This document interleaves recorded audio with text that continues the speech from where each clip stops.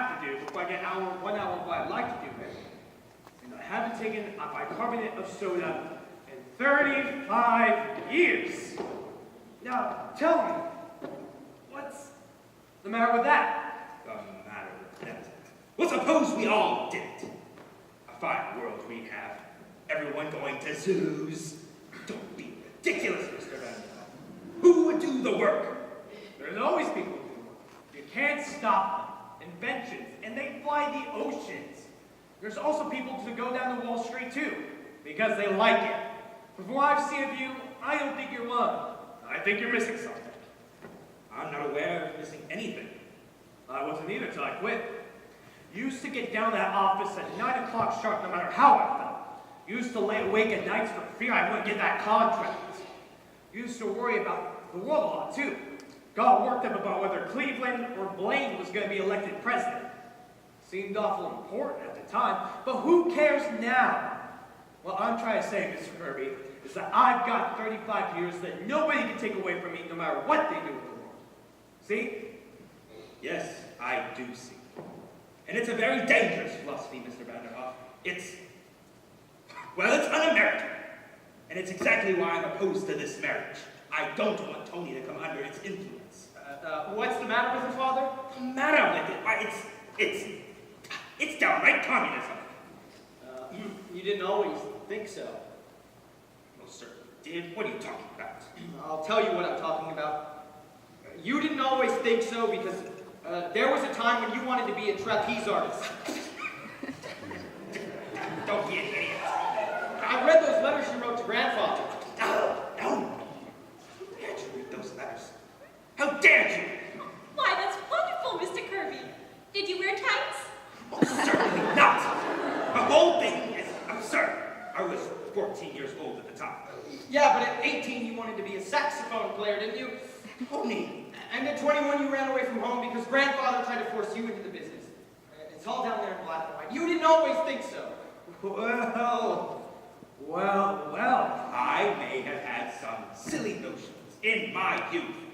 But thank God my father knocked them out. I went into the business and forgot about them. Not altogether, Father. There's still a saxophone in the back of your closet. There is.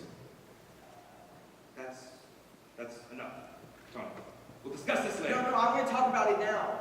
I think Mr. Vanderhoff is right. Dead right. I'm never going back into that office. I've always hated it. I'm not going on with it.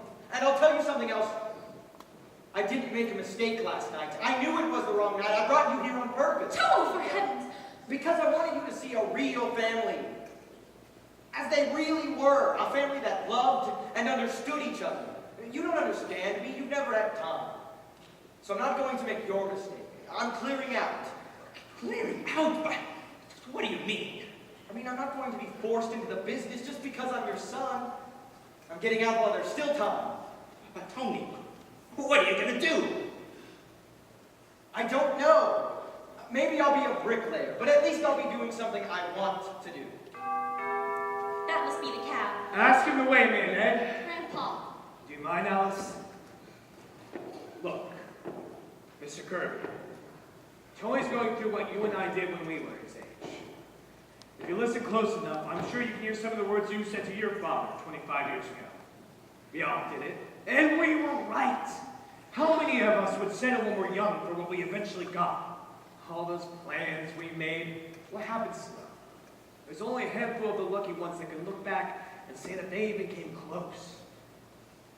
So, before they clean out that closet, Mr. Kirby, I think I get a few good hours in on that saxophone.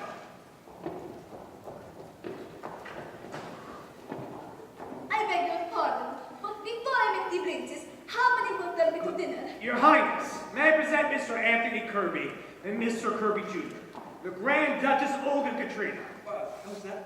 How do you do? But before I meet the princess, how many will there be to dinner? Oh, I make quite a stack, Your Highness.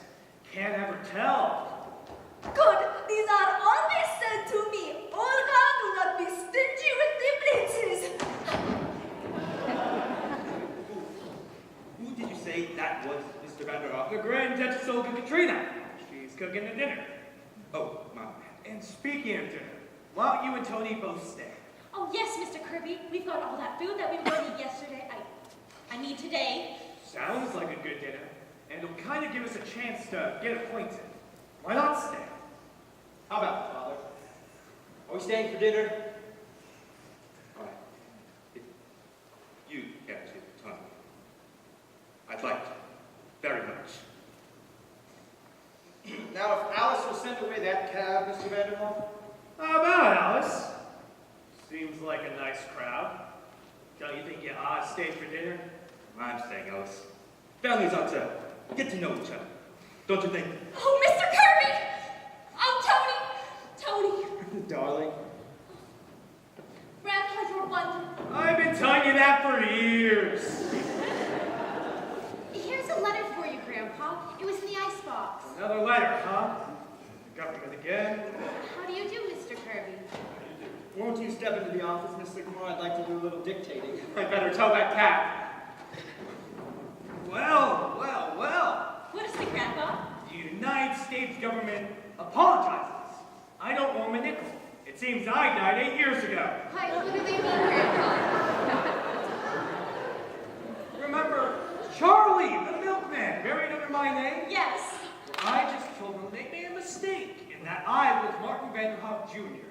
So they're very sorry, and I may even get a refund. Why, Grandpa? Sure. But how did you say you escaped the income tax, Mr. Vanderhoff? Tonight, my friends, you're going to eat. Hello there. How do you do? Fine, fine. Glad to see you. Yes. What has happened? He's relaxing. That's right, play something, eh?